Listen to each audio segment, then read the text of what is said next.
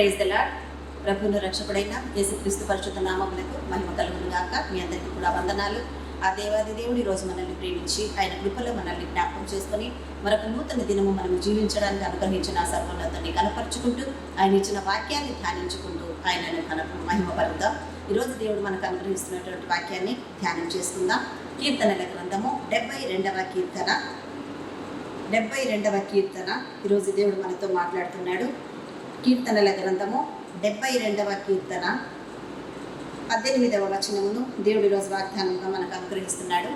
దేవుడైన యెహోవా ఇశ్రాయేలు యొక్క దేవుడు స్తుతింపబడును గాక.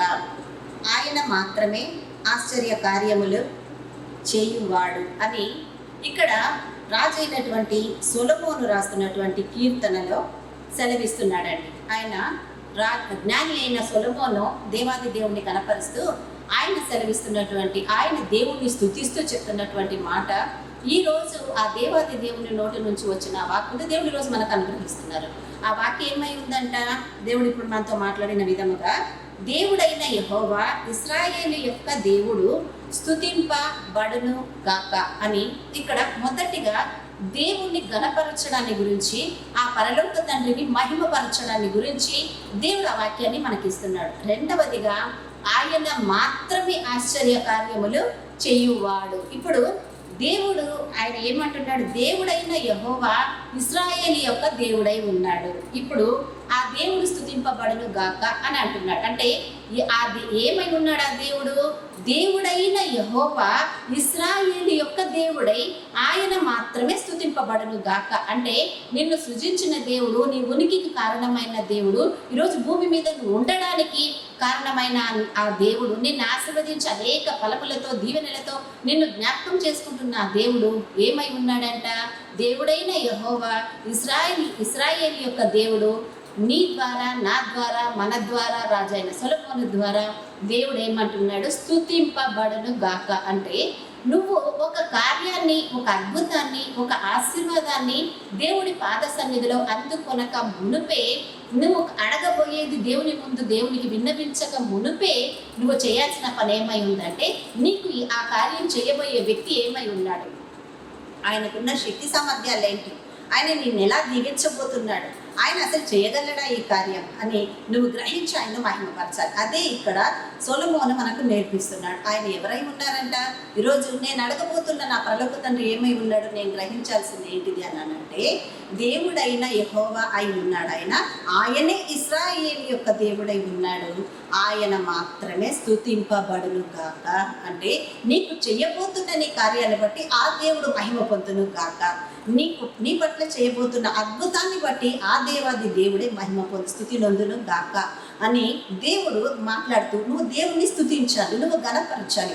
ఎందుకంటే నువ్వు అందుకొనబోతున్నా, నువ్వు అడుగుతున్న కార్యం అంతటి గొప్ప కార్యమై ఉంది కాబట్టి ఆ కార్యములో నువ్వు దేవుణ్ణి స్తుతించినప్పుడు ఆయన ఏమై ఉన్నాడు? దేవుడైన యెహోవా అయి ఉన్నాడు.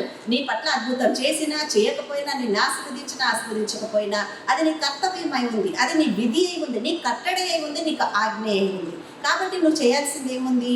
నీ దేవుడైన యెహోవా ఇశ్రాయేలు యొక్క దేవుడు కనుక ఆయన మాత్రమే స్తుతి నొందును గాక. ఎందుకంటే ఆయన మాత్రమే ఆశ్చర్య కార్యములు చేయువాడై ఉన్నాడు. ప్రియ దేవుని బిడ్డ, ప్రియ సహోదరి సహోదరుడా, మీ అందరినీ ఈరోజు దేవుడు మనందరితో మాట్లాడుతున్నాడు. ఆయన మాత్రమే మీకు, నాకు, మనకు కావలసిన ప్రతి కార్యములో చేయు దేవుడై ఉన్నాడు. నమ్మాలి కదండి. ఇది మనం ప్రతి కార్యము ఎవరి ద్వారా జరుగుతుంది? మన దేవాది దేవుని ద్వారా మనం అందుకుంటున్నాం. ఆ దేవుడు చేసిన అద్భుతాల ఆశ్చర్య కార్యాలను బట్టి మనము ఆశీర్వదించబడుతున్నాం. కాబట్టి ఆయన మాత్రమే నీకు, నాకు, మనకు ఆశ్చర్య కార్యములు చెయ్యువాడై ఉన్నాడు. కనుక ఆయన ఎవరై ఉన్నారు? దేవుడైన యెహోవా అయి ఉన్నాడు. ఆయన ఇంకా ఏమై ఉన్నాడు? ఇశ్రాయేలు యొక్క దేవుడై ఉన్నాడు. కాబట్టి ఆయన మాత్రమే ఆశ్చర్య కార్యాలు చేస్తాడు. కాబట్టి నీవు ఆయనను స్తుతించాలి అని దేవుడు సెలవిస్తున్నాడు కదా.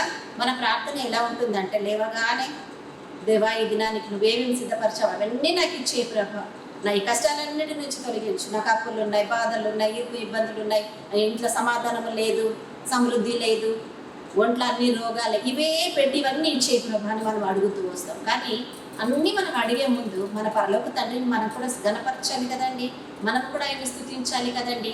ఎప్పుడు వన్ వే నుంచి తీసుకుంటూ ఉండడమేనా దేవుని గణపరచడం మన జీవితాల్లో ఉండదా?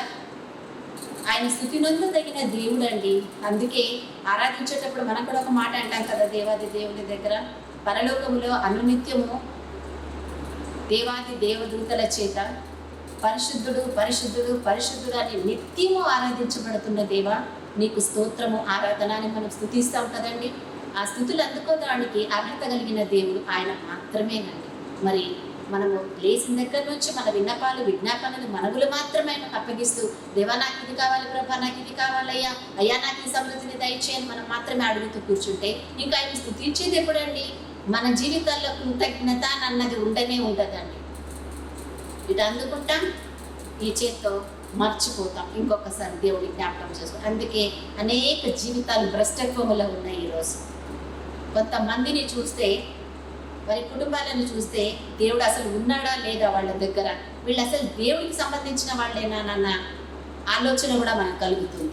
కానీ దేవుడు ఆ ప్రశ్న వేసుకుంటే నీకు జవాబు లేదు, ఎందుకంటే నువ్వు దిద్దుకుంటే సమయం ఇంకా లేదు. ఏమున్నా ఇప్పుడే నువ్వు సిద్ధపడాలి. దేవాది దేవుని దగ్గర నువ్వు ఎత్తపడాలంటే 5 మంది బుద్ధి కలిగిన స్థానంలో నువ్వు ఉన్నట్టే నువ్వు సిద్ధపడి ఉన్నప్పుడే నువ్వు ఆయన రాజ్యంలోనికి నువ్వు ఎత్తపడగలవు అని దేవుడు ఈరోజు మనతో మాట్లాడుతున్నాడు. అందుకే నేర్చుకుందాం. నాకు కార్యం చేయబోయే దేవుడు, నేను అడిగే నన్ను ఆశీర్వాదంలో నడిపించే నా దేవుడు ఏమై ఉన్నాడు? ఈ దేవుడైన యెహోవా అయి ఉన్నాడు, ఇశ్రాయేలు యొక్క దేవుడై ఉన్నాడు. ఆయన మాత్రమే ఆశ్చర్య కార్యములను చేయువాడై ఉన్నాడు. అందును బట్టి ఆయన స్తుతినందును కాక అని మనం గ్రహించినప్పుడు ఆ సర్వోన్నతని మనం మహిమపరచగలం.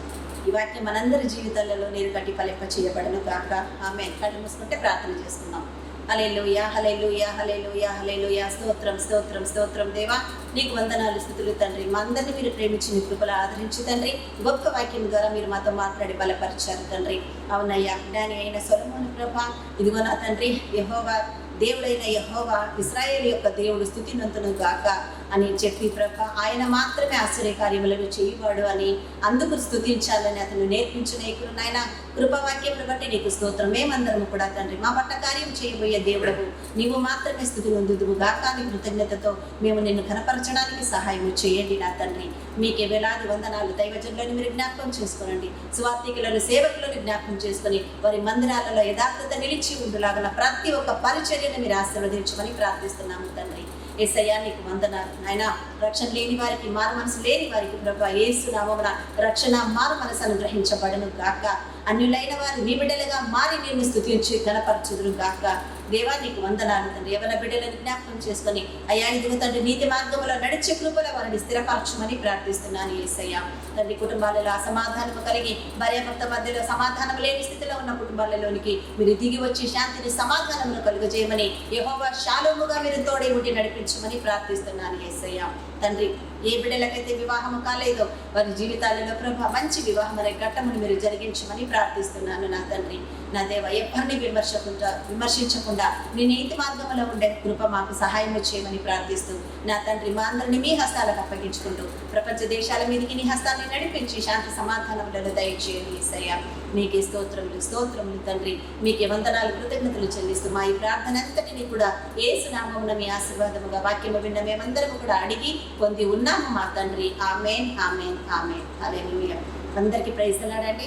ఈ పరిచర్య ద్వారా మీకు అందించబడుతున్న ఈ వాక్యము శ్రేష్టమైన వాక్యముగా ప్రయోజనకరముగా మీకు అనిపిస్తే దయచేసి ఇంకా వాక్యము వినలేని వారు ఎవరైనా మీ వారు ఉంటే స్నేహితులైనా బంధువులైనా సన్నిహితులైనా ఎవరికైనా ఈ వాక్యాన్ని పంపించి మీ వంతుగా కూడా దేవుని మీరు మహిమపరచమని కోరుకుంటూ ఈ ఛానల్ని సబ్స్క్రైబ్ చేసుకొని మీ చేతులకు మీకు మిమ్మల్ని కోరుకుంటూ అందరికీ ప్రైజ్ లాడండి.